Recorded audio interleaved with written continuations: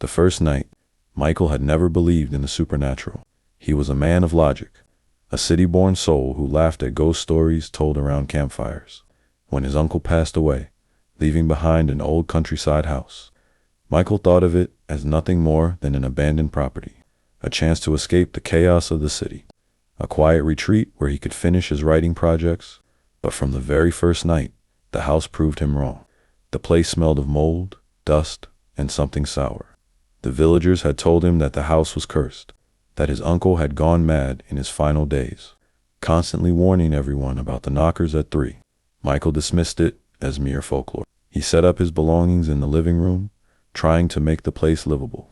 The clock ticked past midnight, and outside, the wind whispered through the trees.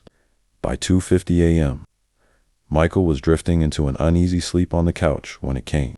Knock, knock, knock. The sound was faint yet sharp, like fingers against old wood.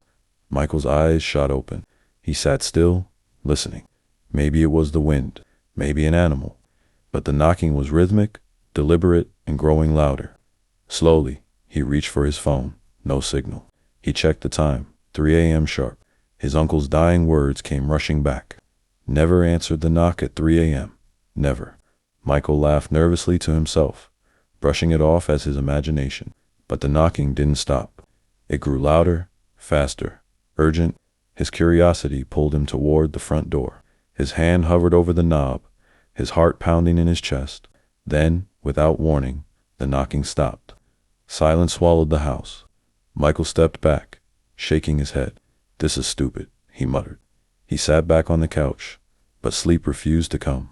His mind replayed the sound over and over. And then, knock, knock, knock. This time, from the back door. Part 2. The voices. Michael froze, blood draining from his face. Whoever it was, whatever it was, knew its way around the house.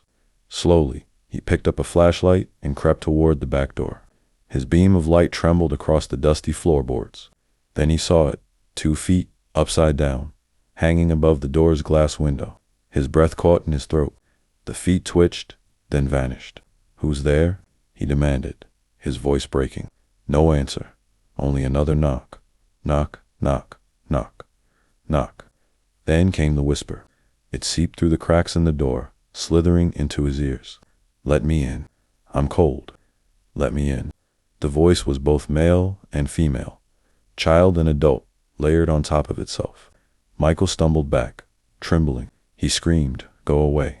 The whispers grew louder, circling him, crawling through the walls. He ran back to the living room, clutching a kitchen knife. The whispers followed. He heard dragging footsteps across the hallway, the sound of bare feet scraping against wood. The air grew heavy, suffocating. Every corner of the house seemed alive, pulsating with unseen presence. Minutes crawled into hours. Michael sat frozen, his eyes darting across the room. At exactly 4:15 a.m., everything stopped. Silence pressed down like a weight. The whispers vanished. The knocking ceased.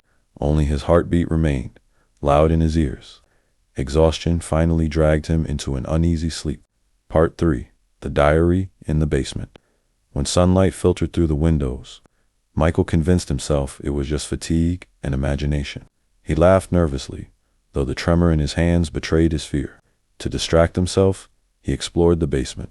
The door groaned as he pulled it open. A foul stench of rot and dampness flooded his nostrils. Inside, the walls were scarred with claw marks, deep and desperate. In one corner, he found an old diary.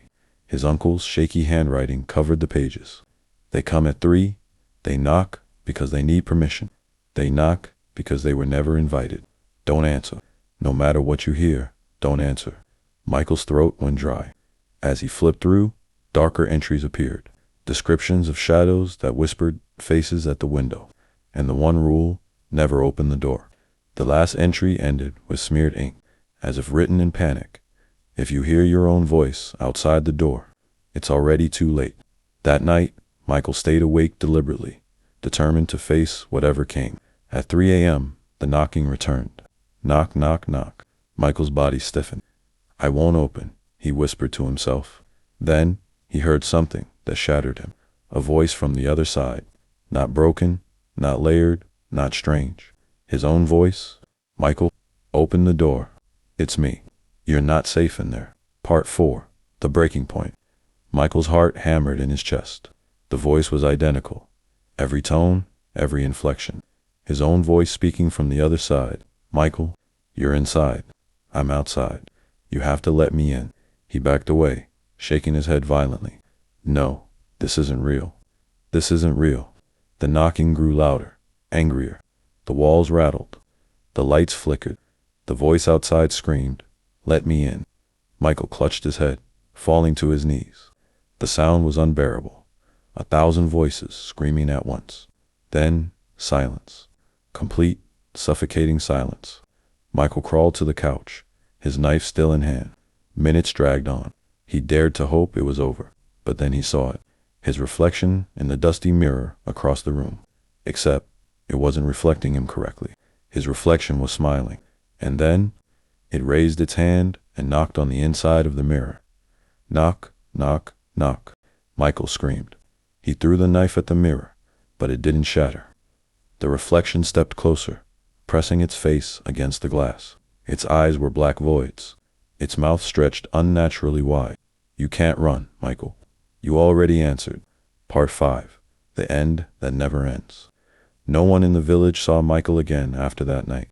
The house stood empty for months, until another traveler claimed it. He too disappeared. The villagers say, if you pass by that house at night, you'll hear it faint knocking, always at 3 a.m. Sometimes, if you listen closely, you can hear a man's voice whispering from inside, "Don't answer, don't answer." But by then, it's already too late.